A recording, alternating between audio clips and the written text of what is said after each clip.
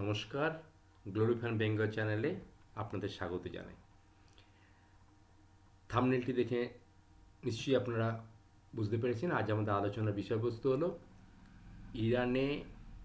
ইরানি কুদ্রি গোষ্ঠীগুলির সম্ভাব্য স্থল অভিযানের পরিকল্পনা এবং মার্কিন যোগাযোগ নিশ্চিতকরণ করা হয়েছে।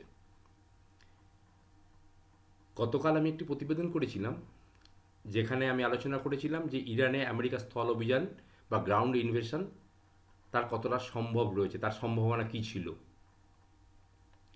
সেটা আলোচনা করতে গতকাল আমি বলেছিলাম যে কোনো অঞ্চলের রিজিম পরিবর্তন করতে গেলে, কোনো দেশের রিজিম পরিবর্তন করতে গেলে, শাসন পরিবর্তন করতে গেলে সাধারণত বড় আকারের স্থল অভিযান বা দেশের ভেতরে বিশাল কোনো গণ অভ্যুত্থান ছাড়া শাসন পরিবর্তন করা সম্ভব নয়। গতকালের প্রতিবেদনটা আপনারা একবার দেখে নেবেন, তাহলে আলোচনাটা বুঝতে পারবেন। এবং বিশ্লেষকদের মতও তাই যে বিদেশি হামলার চেয়ে ইরানে যদি ভেতরে যদি বিদ্রোহী গোষ্ঠীগুলি এবং তার সাধারণ মানুষের স্বতঃস্ফূর্ত বিদ্রোহ হয় বা সেনাবাহিনীর বড় অংশে যদি মদত থাকে, সেই বিদ্রোহের সমর্থন ছাড়া ইরানে দীর্ঘস্থায়ী শাসন পরিবর্তন করা অসম্ভব।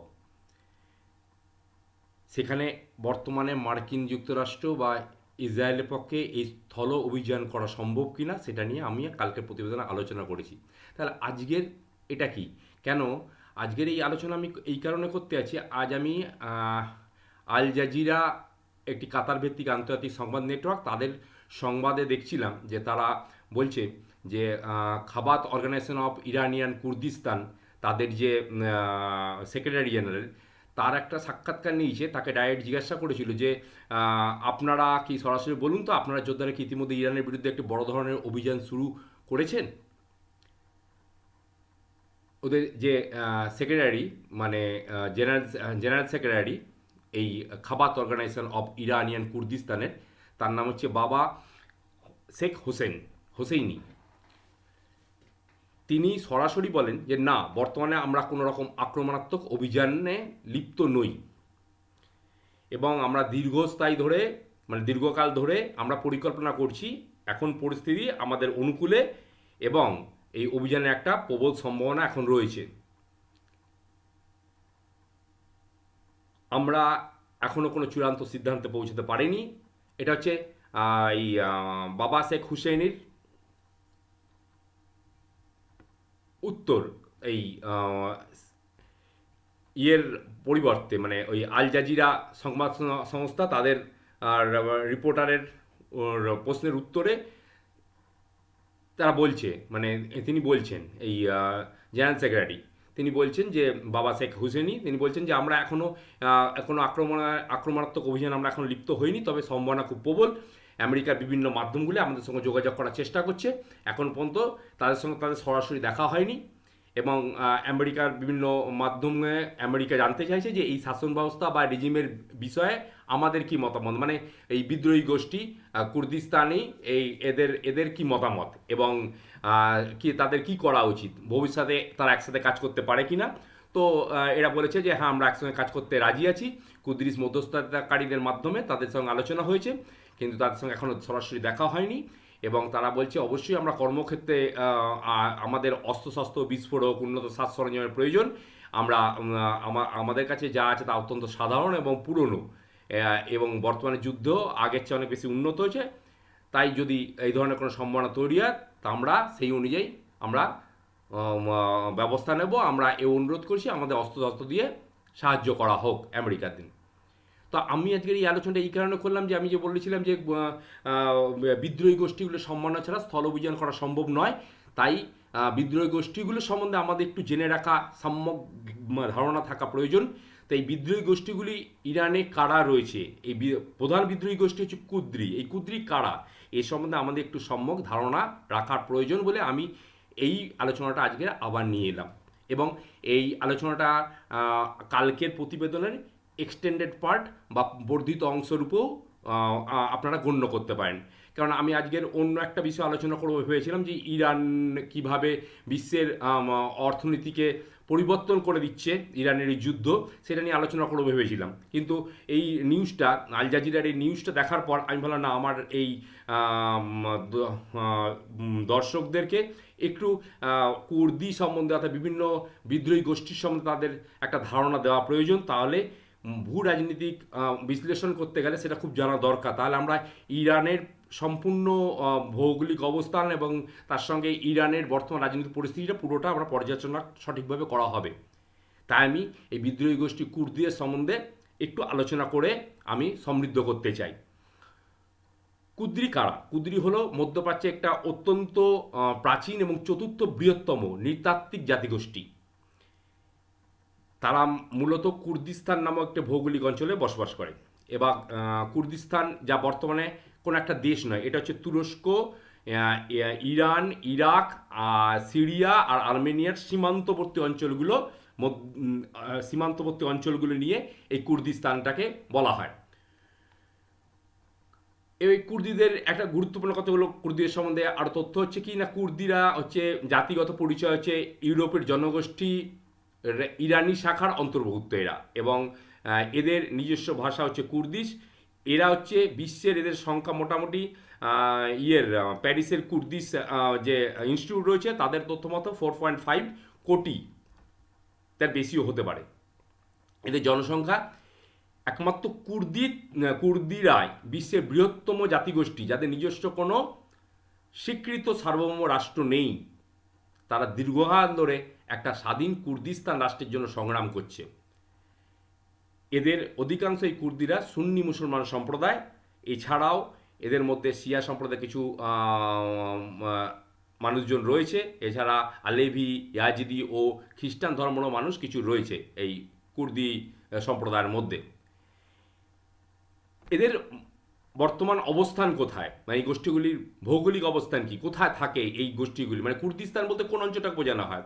কুর্দিস্তান সাধারণত ইরাকের সীমান্ত, যে বললাম ইরাক সীমান্ত, ইরান সীমান্ত, সিরিয়ার সীমান্ত এবং আর্মেনিয়া সীমান্ত জুড়ে, এই অঞ্চলটা জুড়ে কুর্দিস্তান। তো এদের যে বর্তমান তাদের অবস্থান ইরাকের কুর্দিস্তান কারা না, ইরাকের উত্তর অংশে কুর্দিদের অবস্থান সবচেয়ে শক্তিশালী।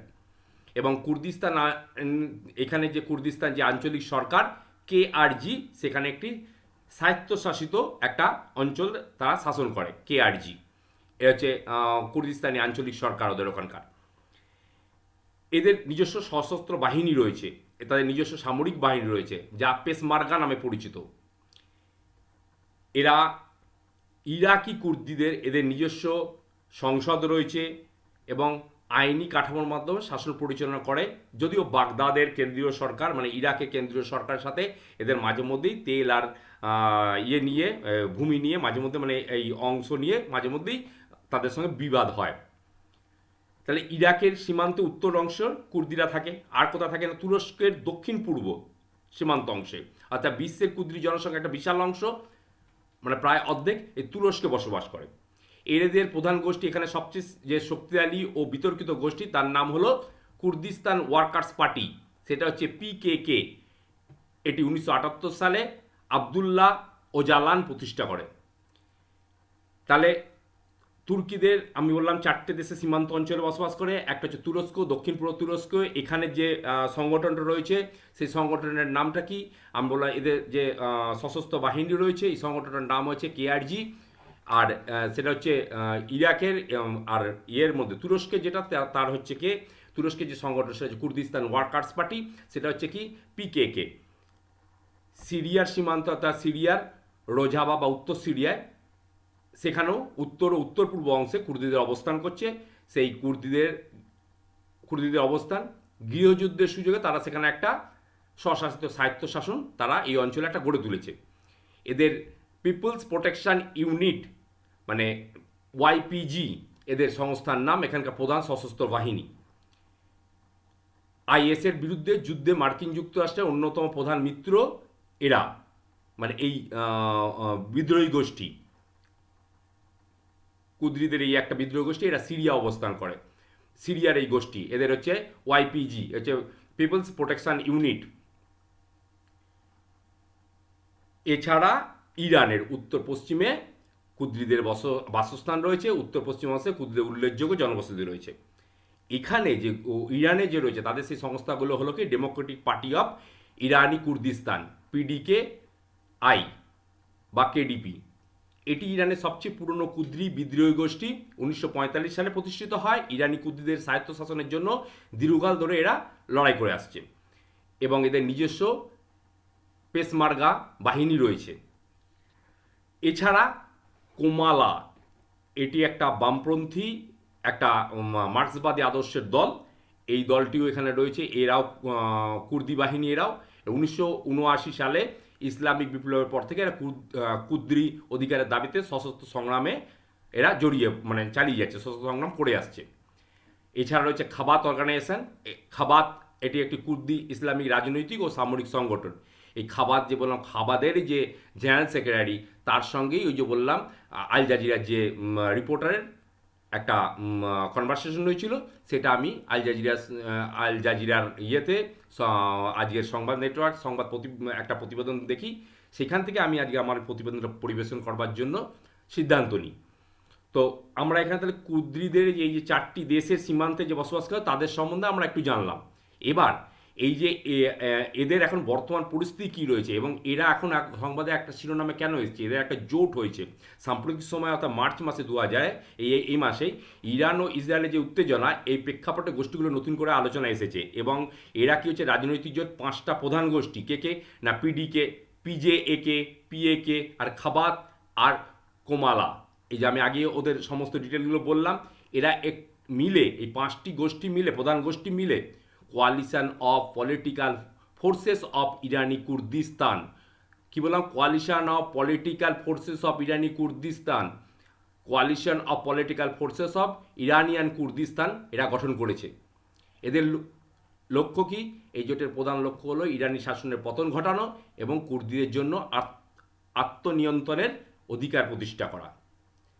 বর্তমানে এই গোষ্ঠীগুলি ইরাক ও ইরান সীমান্তের পার্বত্য অঞ্চলে অবস্থান করছে এবং ইরানি বাহিনীর সাথে তাদের নিয়মিত সংঘর্ষের খবর এখন পাওয়া যাচ্ছে, যেটা ধরা হচ্ছে আমেরিকার বা মিত্র শক্তির আমেরিকার ইসরায়েলের প্রত্যক্ষ মদত রয়েছে।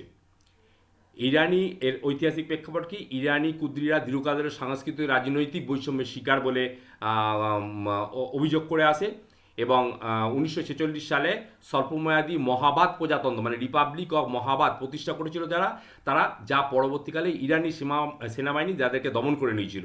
অধিকাংশ কুর্দি সুন্নি মুসলিম হয়, শিয়া প্রধান ইরানে তাদের ধর্মীয়ভাবে তারা সংখ্যালঘু।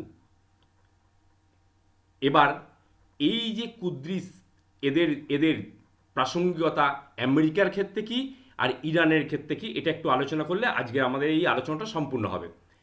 প্রথমে আমি একটু এদের প্রাসঙ্গিকতা, উভয় পক্ষে কুর্দি গোষ্ঠীর বর্তমানে যে গুরুত্বপূর্ণ হয়েছে এটা আমরা এখন বুঝতেই পারছি। কেন, যদি স্থল অভিযান করতে হয়, এই বিদ্রোহী গোষ্ঠীগুলোর সাহায্য ছাড়া আমেরিকার পক্ষে স্থল অভিযান করা সম্ভব নয়। যদিও আমি কালকের আলোচনায় বলেছি যে এখন স্থল অভিযান করা একদমই সম্ভব নয়, এখন আমেরিকার পক্ষে সম্ভব নয় বা ইসরায়েলের পক্ষেও সম্ভব নয়। তাই কিন্তু যদি এদের দ্বারা করে তবেই রিজিম পরিবর্তন করা সম্ভব এখন যে অবস্থায় রয়েছে। তো আমেরিকার দিক দিয়ে এই কুর্দি গোষ্ঠীগুলোর প্রাসঙ্গিকতা কী সেটা নিয়ে একটু আলোচনা করা যাক। আমেরিকাও তার আঞ্চলিক স্বার্থ হাসিল করতে কুর্দিদের তারা কৌশলগত শক্তি হিসাবে ব্যবহার করছে এবং ইরান সরকারকে, এদের প্রধান উদ্দেশ্য যে ইরান সরকারকে দুর্বল করা। বর্তমানে আমেরিকার গোয়েন্দা সংস্থা অর্থাৎ সিআইএ এরা কী করছে না, ইরান কুর্দিদের বিভিন্নভাবে অস্ত্র সরবরাহ করছে। এছাড়াও তারা ইরানের অভ্যন্তরে বিদ্রোহ সৃষ্টি করার জন্য মদত দিচ্ছে, সৃষ্টি করতে পারে, এই সম্ভাবনাও তৈরি হচ্ছে। এছাড়া সেকেন্ড হচ্ছে এরা আর কি আমেরিকার দিক দিয়ে প্রাসঙ্গিকতা কি, স্থল অভিযানে আমি যে বললাম যে স্থল অভিযানের প্রস্তুতি হিসাবে আমেরিকা ইসরায়েল বিমান হামলার পরে যদি স্থল অভিযান করে, ইরান সীমান্তে প্রতিরক্ষা দুর্বল হয়ে পড়ছে। এই যে বিমান হামলার দ্বারা তারা দুর্বল করে পড়ছে প্রতিরক্ষা ব্যবস্থাটাকে। সেই অবস্থায় কুর্দি যোদ্ধাদের দিয়ে ইরানের অভ্যন্তরে প্রবেশের পথ সুগম করা যেতে পারে। এরা বিশ্বস্ত যুদ্ধসঙ্গী। কেন না, কুর্দি যোদ্ধারা বিশেষ করে পেশমেরমার্গরা যারা, তারা দীর্ঘকাল ধরে আমেরিকার সঙ্গে সাদ্দাম হুসেন এবং আইএস এর বিরুদ্ধে লড়াই করে এসছে। ফলে এই অঞ্চলের সম্বন্ধে তাদের সম্পূর্ণ ধারণা রয়েছে। মার্কিন সামরিক বাহিনী তাদের অত্যন্ত দক্ষ ও সুশৃঙ্খল অংশীদার বলে মনে করে। ইরানের দিক থেকে এর প্রাসঙ্গিকতা কি? না, ইরানের দিক থেকে হচ্ছে ইরান সরকার কুদ্রি গোষ্ঠীগুলো তাদের জাতীয় নিরাপত্তার জন্য বড় থ্রেট বা বড় রকমের হুমকি বলে মনে করে। তারা এই ইরানের জনসংখ্যা প্রায় 10% কুদ্রি, খুব ভালো করে জানতে হবে এই 10% কুদ্রি হয় তারা দীর্ঘদিন ধরে স্বায়ত্তশাসন আর স্বাধীনতার দাবি জানিয়ে আসছে। বর্তমানে ওই যে বলেছিলাম কোয়ালিশন অফ পলিটিক্যাল ফোর্স বা পলিটিক্যাল ফোর্স অফ ইরানিয়ান কুদ্রিস্তান, যেটা ওই যে 5টা বিদ্রোহী গোষ্ঠীদের নিয়ে এদের যে সংগঠন, বর্তমানে যে আমি যে বললাম যে বর্তমানে এরা মিলে একটা গোষ্ঠী তৈরি করছে, জোট তৈরি করছে। সেই জোটের নাম ওই যে বলেছিলাম যে এই জোটের নাম হচ্ছে যে কি ইয়ে সিপি সিপিএফআইকে। সিপিএফআইকে হচ্ছে কি না coalition of political forces of Iranian Kurdistan. এই যে শক্তিশালী জোট তারা বর্তমান সরকারকে হটিয়ে গণতান্ত্রিক ইরান গড়ার ডাক দিয়েছে। এরা অভ্যন্তরীণ অস্থিরতা সৃষ্টি করেছে, সাম্প্রতিক যে দ্রব্যমূল্য বৃদ্ধি পেয়েছে এবং যে অন্যান্য প্রতিবাদের সময় কুর্দিরা এই অঞ্চলগুলোতে প্রচণ্ডভাবে বিক্ষোভ করেছিল এবং এরা তার বিক্ষোভের প্রধান কেন্দ্রবিন্দু ছিল এই অঞ্চলগুলি, কুর্দিদের এই অঞ্চলগুলি, কুর্দিস্তান।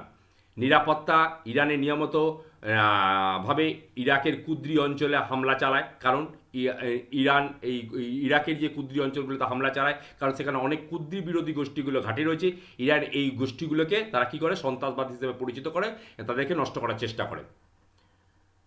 এখন কুর্দিদের বর্তমান অবস্থা কি? কুর্দিদের গোষ্ঠীগুলি একটি সন্ধি, এমন একটা সন্ধিকারে রয়েছে, একদিকে আমেরিকা ইসরায়েলের সহায়তা, এই সুযোগে তারা ইরান সরকারের পতনের একটা সম্ভাবনা দেখছে এবং অন্যদিকে তুরস্কের মতো দেশগুলি কুর্দিদের উত্থানকে নিজেদের জন্য আবার হুমকি মনে করে। তুরস্ক কিন্তু কুর্দিদের, তুরস্কর তো সীমান্তদের অবস্থান হুমকি মনে করে, ফলে এর বিরোধিতা করছে। কুর্দিরা এখন তাদের নিজেদের মতো একটা আলাদা মানচিত্র ভূখণ্ডের একটা কুর্দিস্তান পাওয়ার আশায় আমেরিকা ইসরায়েলকে সাহায্য করছে এবং এই লড়াইয়ে তারা সক্রিয় অংশগ্রহণ করার প্রস্তুতি নিচ্ছে। এই ছিল কুর্দিদের নিয়ে, বিদ্রোহী গোষ্ঠীগুলো নিয়ে আজকের আমাদের আলোচনা। আশা করি আমি এই বিদ্রোহী গোষ্ঠীগুলো কুর্দিদের অবস্থান, ইরানের অবস্থান সম্পর্কে আমরা আলোচনা করতে পারলাম। ভালো লাগলে চ্যানেলটিকে অবশ্যই সাবস্ক্রাইব করবেন এবং পরবর্তী এই মূল্যবান প্রতিবেদন পাওয়ার জন্য বেল আইকনটিকেও ক্লিক করে রাখবেন। ধন্যবাদ, নমস্কার।